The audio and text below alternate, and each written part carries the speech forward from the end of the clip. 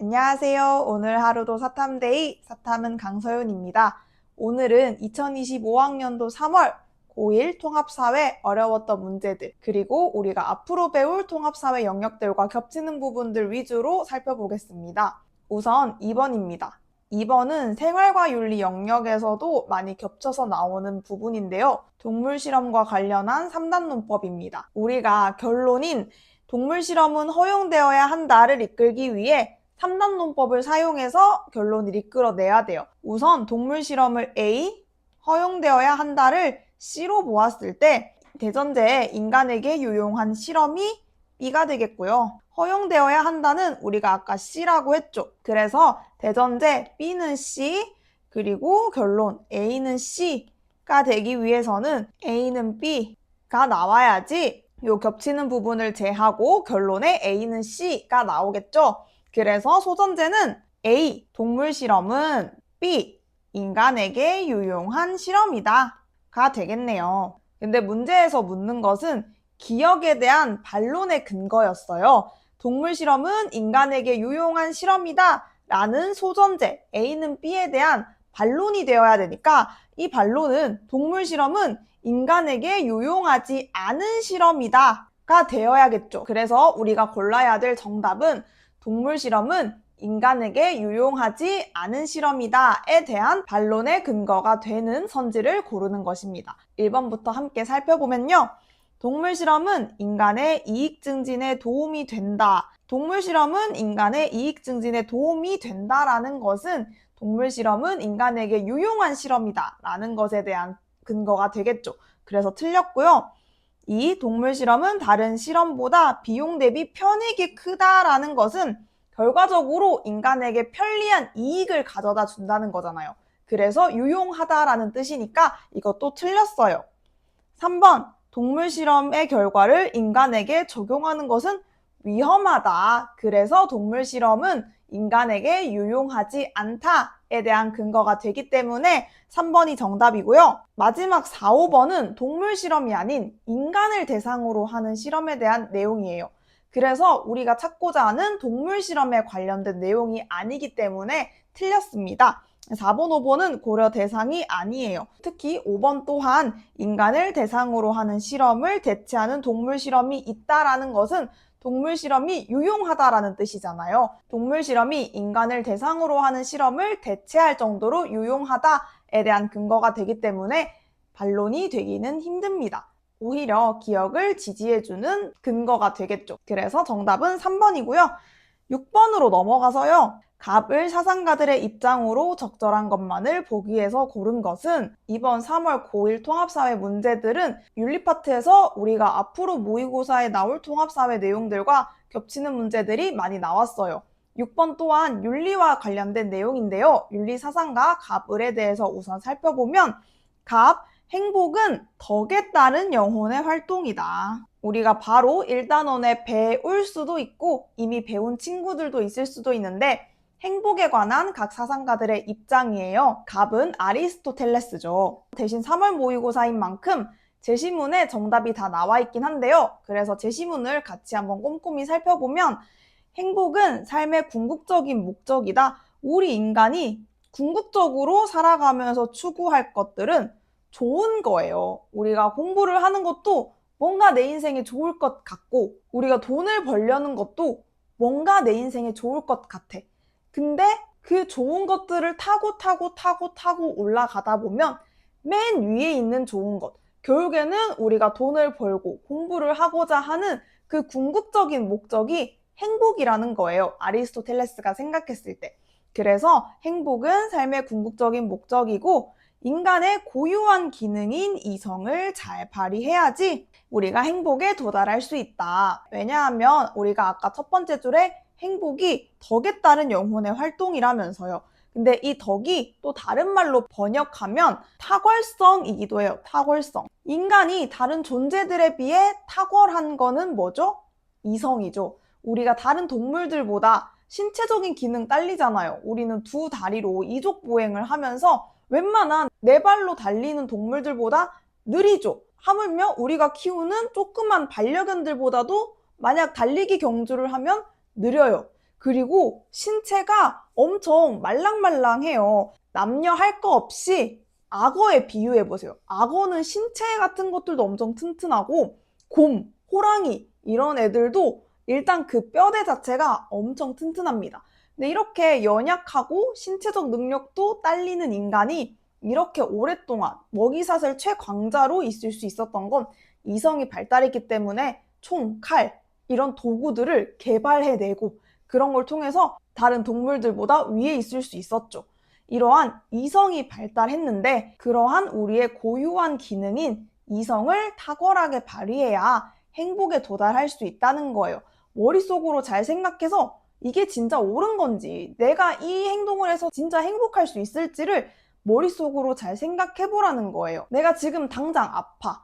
아프면 병원을 가야 되잖아요. 병원에 가면 높은 확률로 치료받는 동안엔 아프죠. 그래서 선생님 제일 친한 친구도 사랑니 때문에 아프다고 하면 아프면 병원에 가서 얼른 치료를 받아야 되잖아요. 그런데 잠깐 병원 가기 무섭다고 병원을 안 가고 그냥 사랑니 아픈 채로 있는 거예요. 우리가 장기적으로 생각해서 봤을 때 건강해야 행복한데 진짜 우리가 건강하려면 그 사랑니를 일단 빼고 치료를 받는 게 우리의 장기적인 건강을 위해서 좋은 거잖아요. 그리고 운동, 잠깐은 운동 가기 귀찮지. 그런데 우리의 장기적인 건강, 일단 아프면은 행복할 수가 없죠. 우리 몸이 아픈데 당연히 짜증나고 예민해지잖아요. 그러면 건강을 위해서 식단을 조절하고 운동을 하는 게 우리가 생각해 봤을 때, 이성적으로 생각해 봤을 때 이성을 탁월하게 발휘한다면 식단 조절을 하고 운동을 하겠죠. 그래서 건강한 신체를 유지하고 행복에 도달할 수 있다. 이런 식으로 아리스토텔레스가 말해서요.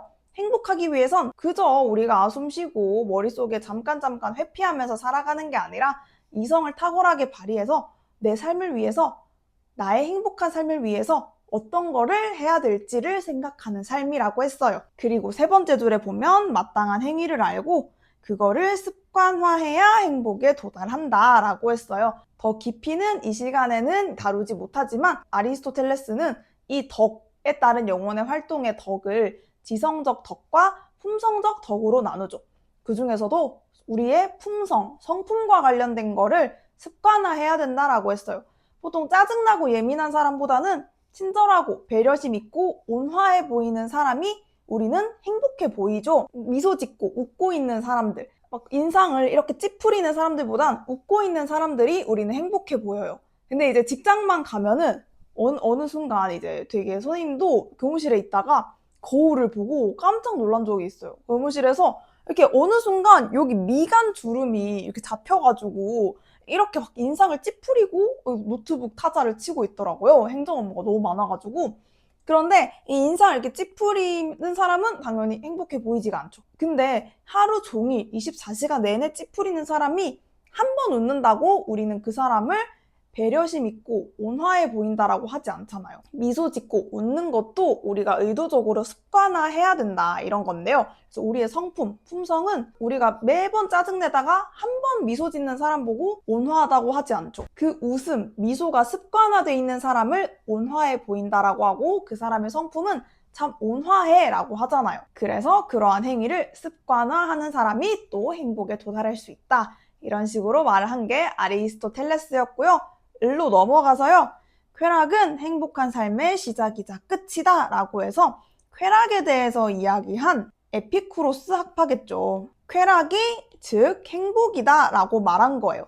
근데 이때 쾌락은 우리가 요즘 세상에 생각하는 도파민이 팡팡 터지고 짜릿하고 이런 걸 쾌락이라고 하지는 않았어요. 그 다음 문장을 보면요.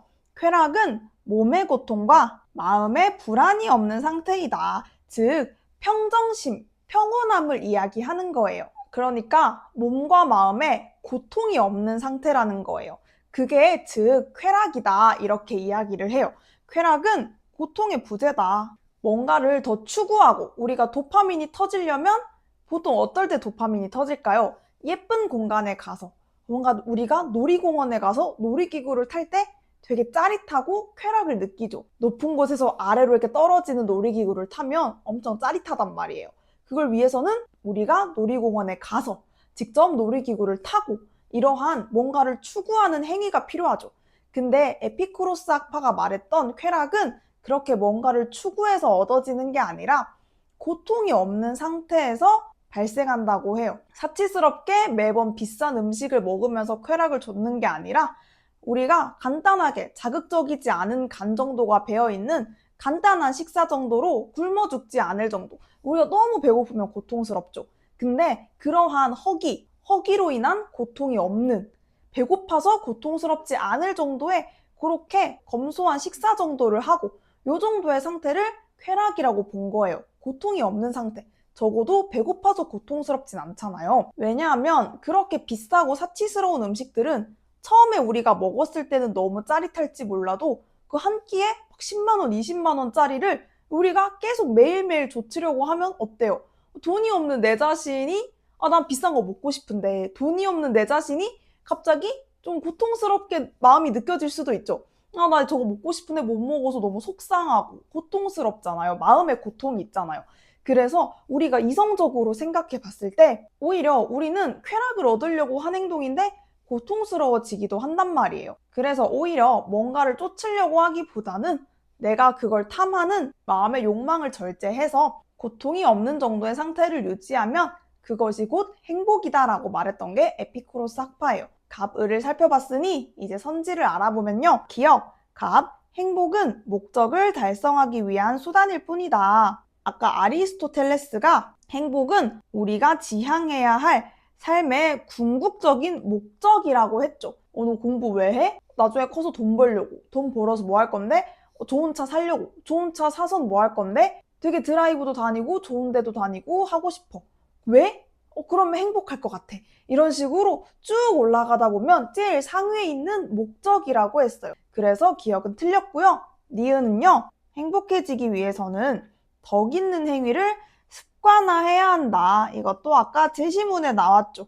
우리가 행복해지기 위해서는 계속 짜증내고 찡그리다가 한 번 웃으면 그건 행복한 게 아니잖아요. 계속해서 미소 짓고 타인을 배려하고 온화한 이런 성품이 몸에 배어있는 습관화된 사람이 보통 행복해 보인다라고 했어요. 그래서 니은은 정답이고요. 디귿으로 넘어가서요. 행복한 삶이란 어떠한 쾌락도 충족하지 않는 삶이 아니라 필수적이고 자연적인 쾌락은 충족하는 삶이라고 했어요. 아까도 우리가 너무 배고프면 고통스럽잖아요. 그러니까 그렇게 배고픔으로 인한 고통은 제거를 해야 되니까 어느 정도의 음식 우리가 충족을 해야겠죠.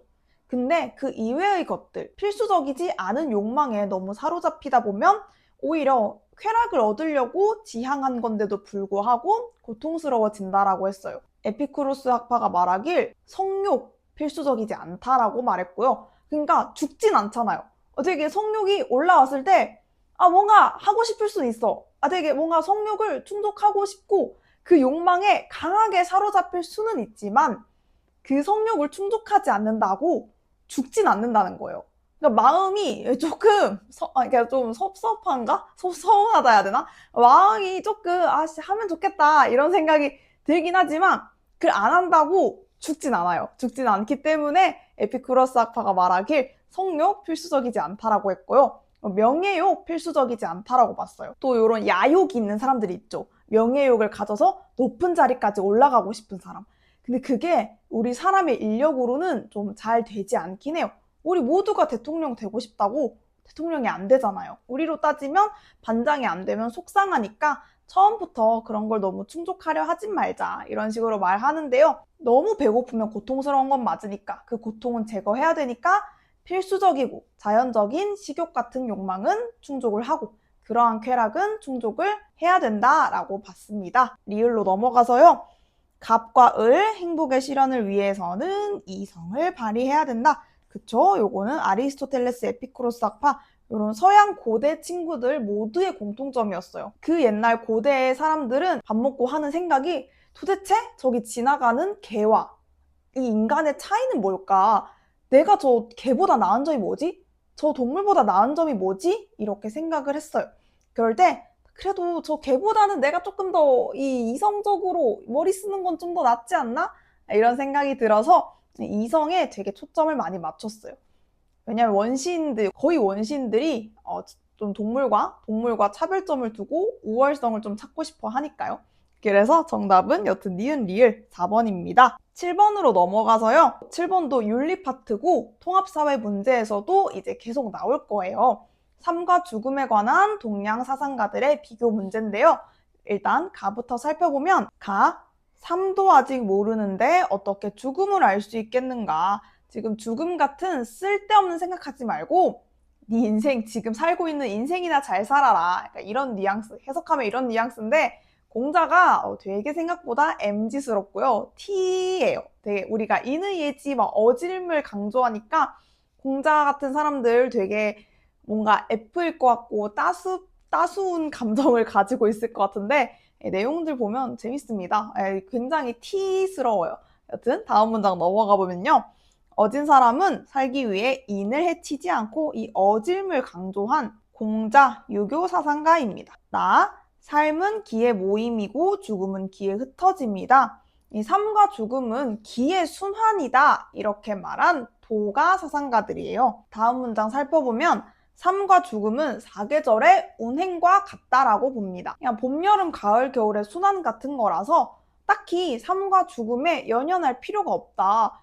죽는다고 왜 슬퍼하냐. 어차피 또 다시 기가 모이면 삶이 또 생길 건데 이런 식으로 말해서 이 대표적인 도가 사상가인 장자가 자신의 사랑하는 부인의 장례식장에서 슬퍼하기보다는 그냥 뭐 북치고 장구치고 하면서 노래까지 불렀다라는 일화는 너무 유명한데요. 왜냐하면 우리도 이 사계절이 변할 때 봄에 꽃들이 지는 게 아쉽긴 해도 대성통곡하고 오열하고 너무 막 슬퍼하고 그러지 않잖아요.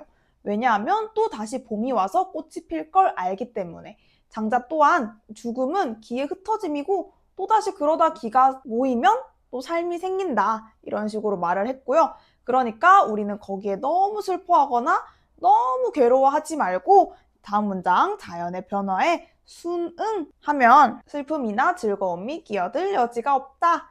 라고 봅니다. 다 넘어가서요. 삶과 죽음은 하나이다. 모든 것은 상호 의존적으로 서로가 원인이 되고 결과가 된다. 인과 연에 관한 이야기죠. 불교입니다. 이 세상에 그 어떤 것도 독립적으로 발생하는 것이 없고 우리가 보통 업보라고 하죠. 심지어 현생이 아니라 전생에 내가 했던 행동들이 원인이 되어서 현생의 결과에 영향을 미친다. 이렇게까지도 말할 정도로 모든 것이 다 얽히고 설켜서 연결되어 있다라고 본 불교의 대표적인 연기 사상입니다. 그래서 다음 줄에도 연기의 진리를 깨달아 해탈하면 윤회에서 벗어나게 된다. 왜냐하면 불교 사상가들은 기본적으로 이 삶이 고통이라고 봤어요. 너무 괴로워, 이 삶이. 이 생로병사가 싹 다 고통이라고 해요. 우리가 태어나면 필시 늙고 병들고 죽죠. 그리고 이 태어난 것마저도, 이 생로병사, 태어난 것마저도 고통이래요. 왜냐하면 그 뒤에 것들이 더 있는데 태어나면 우리는 필연적으로 사랑하는 사람과 이별하게 되고요. 미워하는 사람과 한 공간에서 일해야 되고 우리도 반에 솔직히 싫어하는 사람들 있잖아요. 근데 그런 싫어하는 애들이랑 같은 반대에서 그 꼴을 봐야 되고 저 꼴 너무 보기 싫은데 꼴도 보기 싫은 사람이랑 또 같이 한 공간에 있어야 되기도 하고요. 내가 저거 너무 갖고 싶은데 다 못 갖잖아요, 우리는. 그래서 완전 갖고 싶은 걸 못 가지는 고통도 있고요. 우리는 살아가면서 아무리 부자라고 하더라도 물건은 살 수 있어도 사람 마음은 또 못 살 수도 있잖아요. 그래서 필연적으로 부자든 가난하든 간에 그러한 고통들을 태어나면 겪게 돼. 그래서 이 삶은 기본적으로 고통이기 때문에 이 삶에서 해탈해서 다시 태어나지 않는 것. 그러니까 이 윤회. 아까도 말했지만 전생과 현생이 있다고 했고 그것이 반복된다면 이 고리를 끊어내서 다시 안 태어나는 게 목표예요. 그쵸? 저도 사실은 딱히 다음 생이 있다면 생각을 하기가 싫어요. 학창시절 때 또 치열하게 공부했고 그런데 원하는 성적이 안 나와서 너무 고통스러울 때도 있었고요. 처음에 저도 임용시험이 한번 떨어졌었다가 붙은 거라서 그때는 진짜 죽고 싶을 정도로 괴롭더라고요. 이게 내가 이렇게 모든 걸 갈아 넣어서 열심히 했는데 시험에 떨어졌어. 그래서 너무 괴로웠기도 하고 지금은 또 선생님만 되면 행복할 줄 알았는데 그쵸? 학교에 요즘 하도 그런 학교에 관련된 교권이나 이런 뉴스를 많이 접하실 텐데요. 되게 학교에 있다 보면 다사다난한 일들이 너무 많이 발생을 해요. 그래서 생각보다 그렇게 뭐 천국이 있는 건 아니더라. 그래서 굳이 다음 생이 없었으면 좋겠어요. 그래서 지금 해탈해서 우리가 집착하지 않고 좀 다음 생에 안 태어나는 방법을 강구를 해야 되는데요. 이렇게 말한 게 불교입니다. 선지로 넘어가서요. 1번, 죽음보다 현실의 도덕적 실천에 관심을 가져야 된다. 바로 정답 나왔죠. 정답 1번입니다. 공자 시대에 이제 하도 혼란스러워서 서로 전쟁 여기저기서 터지고 죽고 죽임당하고 너무 혼란스러웠어요. 그래서 사람들이 저 죽으면 어떡해요? 죽으면 그 다음은 뭐예요? 이런 식으로 사람들이 공자, 현자인 공자를 찾아가서 물으니까 공자가 지금 너 네 인생이나 좀 똑바로 살아라. 너 지금 사는 것도 똑바로 못 사는데 뭔 죽음 타령을 하고 있냐. 뭐 이런 식으로 공자가 말을 한 거예요. 그래서 죽음보다 이 현실에 나의 삶에 좀 똑바로 어질게 살아가자. 이 도덕성, 인을 챙겨서 똑바로 좀 도덕적으로 살아가자라고 말한 게 공자입니다. 아까 서양 고대 사상가들이 웬만하면 동물과 인간을 나누어 주는 걸 인간의 이성으로 보았다면 공자는 인간과 동물을 나눠주는 걸 인간의 도덕성이라고 봤어요. 그래서 인간답게 도덕성이나 잘 챙기면서 실천하면서 살자 이런 식으로 말을 한 겁니다. 2번 넘어가서요. 삶과 죽음의 순환 과정을 벗어나기 위해 힘쓰는 게 아니죠. 아까 선지에도 순응한다라는 말이 나왔는데 순응해야 돼요. 순응. 그냥 뭐 우리가 나 봄 싫어, 여름 싫어라고 한다고 봄이랑 여름이 안 오는 게 아니죠. 오히려 봄, 여름, 가을, 겨울이 온다는 걸 받아들이고 거기에 맞게 대비를 하고 이렇게 맞춰서 살아가면 우리가 더 평온한 삶을 살 수 있잖아요. 그래서 이런 봄의 꽃샘추위 혹은 이 건조함에는 또 그걸 받아들이고 거기에 맞춰서 순응해서 순응한다고 해서 이게 아무것도 안 하자가 아니라 봄에는 이런 게 맞지. 그러면 나는 이렇게 살아야지. 여름에 더운 게 맞지. 그럼 어떻게 하면 좀 더 시원하게 보낼 수 있을까? 이런 식으로 해서 옛날에 막 삼배 같은 옷들도 여름엔 까끌까끌하게 해가지고 되게 아니면 집을 엄청 바람이 잘 통하게 짓는다던가 이런 것도 순응한 거예요. 이 여름에. 그래서 2번은 벗어나는 게 아니라 순응이기 때문에 틀렸고요. 3번 윤회를 반복하는 게 아니라 아까도 말했지만 이 윤회를 벗어나기 위해 우리 한번 이번 생에 다 같이 좀 잘 살고 해탈하고 집착하지 않고 우리의 이런 결과들, 옛날 나의 업보들에 대한 결과들에 좀 순응을 해서 해탈하고 열반에 들어서 다시 안 태어나는 걸로 하면 좋다라고 하는 게 불교입니다. 4번 가와다. 부와 명예를 얻기 위해가 아니라 동양 사상가들인데 부와 명예가 중요하다. 그걸 얻기 위해 도덕적 실천을 해라 라고 하지 않겠죠. 5번 죽음을 거부하는 게 아니라 둘 다 순응하라고 하겠죠. 도가사상가와 불교사상가의 특징은 둘 다 순응한다는 거예요. 집착하지 않는다는 겁니다. 그거를 도가는 기애순환에 순응하자라고 표현을 한 거고요. 불교는 그거를 해탈이라고 표현을 한 거예요. 그래서 정답은 여튼 1번이고요. 이제 뒷부분에 3점짜리 어려웠던 문제들은 거의 다 표에 대한 해석인데요. 13번으로 넘어가서요.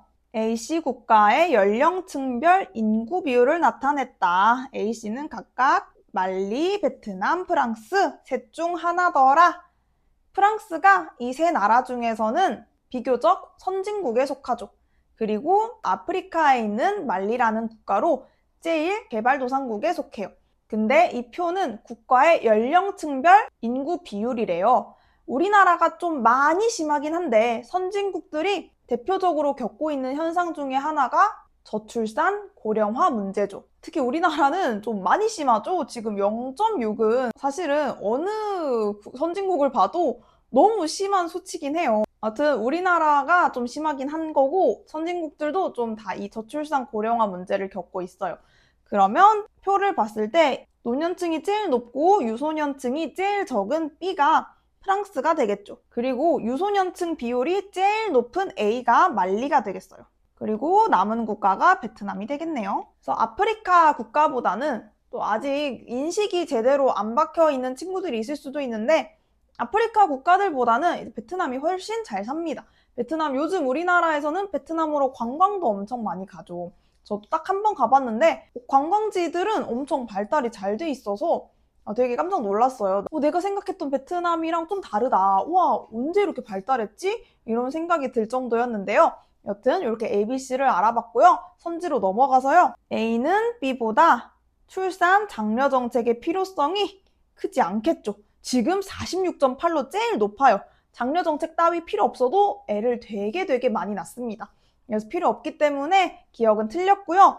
니은 A는 C보다 청장년층 인구 대비 노년층 인구 비율이 낮다. 이거는 한번 넣어보면 알겠죠? A 청장년층 인구 50.8 분의 노년층 2.4라면 C는 67.9 분의 노년층 8.2가 C겠어요. 그런데 우리 분모의 숫자는 2배, 3배씩 차이가 안 나는데 분자를 보세요. 분자를 보면 지금 C가 3, 4배가량 더 높게 나타나죠. 그래서 C가 당연히 더 크겠어요. A가 더 낫다라고 표현한 게 맞겠죠. 그래서 니은은 정답이고요. 디귿 B는 A보다 평균 수명이 길 것이다. 그쵸? 그러니까 21.4. 지금 10배나 더 높은 노인 비율을 나타내고 있어요. 왜냐하면 의료든 복지든 이런 것들이 굉장히 잘 갖추어져 있어서 수명이 길어졌다는 거예요. 그래서 정답이고요. 우리나라도 이제 100세 시대라는 말이 한참 전부터 들렸는데 진짜 90세 이상 사시는 분들도 엄청 많죠. 평균 수명이 굉장히 길어졌어요. 그래서 지금 정년 퇴직 나이를 늘려야 된다 어쩐다 지금 말이 많죠. 왜냐하면 내가 90 몇 살까지 사는데 65세에 또 정년 퇴직을 해버리면 남은 30여 년의 인생이 너무 길다라는 거예요. 근데 또 정년과 관련해서는 이게 정년을 몇 년 늘리면 그만큼 청년 고용률이 낮아지고 뭐 이런 문제도 따라온다고는 하는데 이게 지금 우리나라 사회적인 이슈 중에 하나기도 하고요. 그래서 우리 옛날 처음에 이 노인들 공짜로 지하철 타는 거 노인 복지 차원에서 옛날 기준으로 이제 65세, 60세 제가 노인이 아직 아니라서 그 복지까지는 정확히 관심은 없어서 모르겠지만 65세가 아마 노인의 기준일 거예요. 옛날엔 65세의 비율이 그렇게 높지 않았기 때문에 그래 그분들 지하철 그래 뭐 공짜로 경제활동도 못 하시고 이런데 해주지 뭐라고 했는데 지금은 65세에 속하는 비율이 너무 많아졌고 근데 그에 따른 적자도 꽤나 발생하고 있고요. 그리고 65세가 옛날 65세만큼 생각보다 노인이 아니죠. 엄청 정정하신 분들도 많아가지고 지금 이것도 문제라고 합니다. 평균 수명이 엄청 길어졌죠. 그리고 리을로 넘어가서요. B는 C보다 청장년층 인구의 비율이 낮죠. 그래서 정답은 3번이고요. 14번 넘어가서요. 14번도 그래프 해석 문제인데요. 국가별 태양광 발전 현황을 나타냈다고 합니다. 여기 표에 보면 태양광 발전 비율, 평균 일사량, 그리고 태양광 발전량 요 정도 세 가지 정보가 나오는데요. 두 번째 줄 보면 태양광 발전 비율은 국가 전체 발전량 중 태양광이 차지하는 비율이다. 진짜 실질적인 태양광 발전량과 태양광 발전 비율은 다르다라는 걸 나타내고 있어요. 그러니까 실제로 태양광 발전량이 엄청 많다고 하더라도 만약에 그 나라에서 다른 것들도 엄청 많이 발전을 해서 태양광 발전량 자체는 많아도 그 국가에서는 비율이 별로 안 될 수도 있다 이런 건데요. 우선 선지부터 살펴보면요. 1번 영국의 평균 일사량은 독일보다 많다. 평균 일사량 가로축을 보면요. 영국은 여기 있는데 독일은 좀 더 오른쪽에 있죠. 오른쪽으로 갈수록 일사량이 많은 거잖아요. 그래서 영국의 평균 일사량은 독일보다 적고요. 중국의 평균 일사량은 세계 평균 이상이다 라고 나와 있는데 여기 보면 세계 평균 일사량 선이 여기 있고요. 중국은 그 아래에 있죠. 그래서 평균보다 이하이고요. 3번 태양광 발전량이 가장 많은 국가는 칠레이다.